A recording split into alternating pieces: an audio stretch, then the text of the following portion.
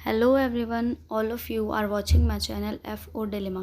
Guys, आज की इस वीडियो में हम बात करेंगे कि जो भी हमारी पार्लियामेंट्री कमेटीज़ होती हैं, आपने बहुत नाम सुना होगा कि अलग अलग तरीके की कमेटीज़ होती हैं पार्लियामेंट की। तो इस वीडियो में हम डिस्कस करेंगे कि वो पार्लियामेंट्री कमेटीज़ क्या होती हैं, उनके नाम और उनके टाइप्स, ये सब कुछ डिस्कस करेंगे डिटेल में। तो बिना देर किए लेट्स स्टार्ट द वीडियो।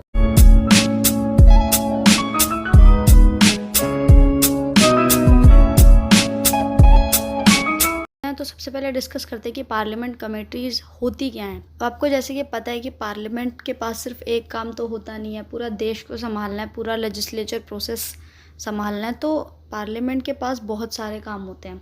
तो उस काम को और असिस्ट करने के लिए, उस काम को थोड़ा इजी बनाने के लिए डिवाइड कर दिया जाता है और पार्लियामेंट्री कमेटीज़ बना दी जाती हैं।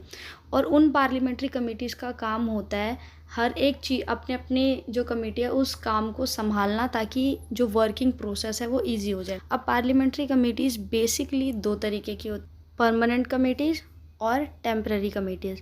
जो परमानेंट कमेटीज़ होती हैं उनको हम नाम देते हैं स्टैंडिंग कमेटीज़ का, और जो टेम्पररी कमेटीज़ होती हैं उनको हम नाम देते हैं एड हॉक कमेटीज़ का। ठीक है।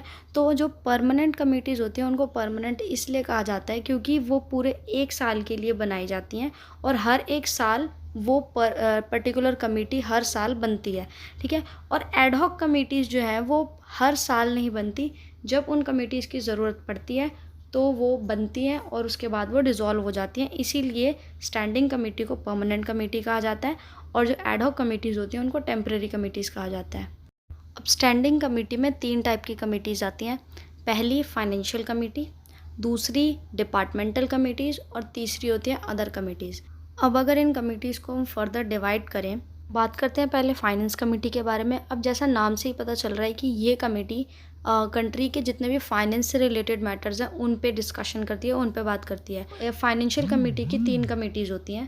पहली कमेटी पब्लिक अकाउंट्स कमेटी, दूसरी एस्टीमेट्स कमेटी, और तीसरी पब्लिक अंडरटेकिंग्स कमेटी। अब सेकंड कैटेगरी की बात करते हैं, जो कि है डिपार्टमेंटल रिलेटेड कमेटीज़।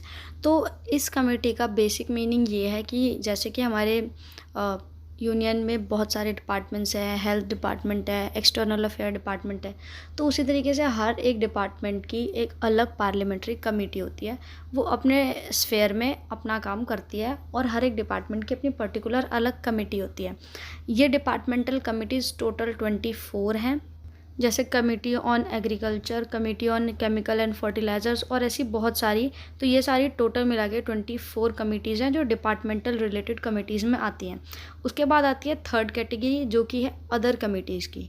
अब अदर कमेटीज़ में वो कमेटीज़ आ जाती हैं जो पार्लियामेंट के फाइनेंस और डिपार्टमेंट रिलेटेड मैटर्स से अलग हटकर काम करती हैं। तो इस अदर कमेटीज़ वाली कैटेगरी में काफ़ी सारी कमेटीज़ आ जाती हैं, जैसे committee on petitions, house committee, library committee, और इसी तरीके की काफ़ी सारी कमेटीज़। तो इन अदर कमेटीज़ में टोटल 16 कमेटीज़ आती हैं। यहाँ पर स्टैंडिंग कमेटी का पूरा टॉपिक ख़त्म होता है। इसके बाद आता है एड हॉक कमेटीज़, जो कि टेम्पररी कमेटीज़ होती हैं। जैसा कि मैंने बताया कि ये किसी पर्पज़ के लिए फॉर्म होती हैं, उसके बाद ही वापस डिज़ोल्व हो जाती हैं। तो अगर एड हॉक कमेटीज़ की बात की जाए तो इसकी भी दो कैटेगरी है। पहली इंक्वायरी कमेटीज़ और दूसरी एडवाइजरी कमेटीज़। अब इंक्वायरी कमेटीज़ जैसा कि नाम से ही पता चल रहा है, तो अगर कोई भी स्कैम होता है या कोई करप्शन वगैरह का केस इस टाइप का आता है, तो उस स्कैम से रिलेटेड अगर कोई कमेटी बिठाई जाती है। अगर मैं इसका एग्जांपल दूँ तो Harshad Mehta stock market scam जो हुआ था, उसको स्क्रूटनाइज करने के लिए भी एक एड हॉक कमेटी फॉर्म की गई थी 1992 में। ठीक है। फिर आते हैं दूसरी कैटेगरी, एडवाइजरी कमेटी। अब अगर किसी बिल को लेकर या एक्ट को लेकर बहुत ज़्यादा हल्ले होते हैं, विवाद होते हैं, प्रोटेस्ट होते हैं, तो उस पर्टिकुलर बिल को भी स्क्रूटनाइज करने के लिए, प्रोब करने के लिए एक बिल कमेटी फॉर्म की जाती है। वो होती है एडवाइजरी कमेटी। अगर इसका मैं एग्जांपल दूँ तो जैसे अभी NRC को लेकर कितने ज़्यादा विवाद थे, तो उसके लिए भी एक एड हॉक कमेटी फॉर्म की गई थी, वो एडवाइजरी कमेटी थी। ठीक है। तो यहाँ पर एड हॉक कमेटी भी ख़त्म होती है।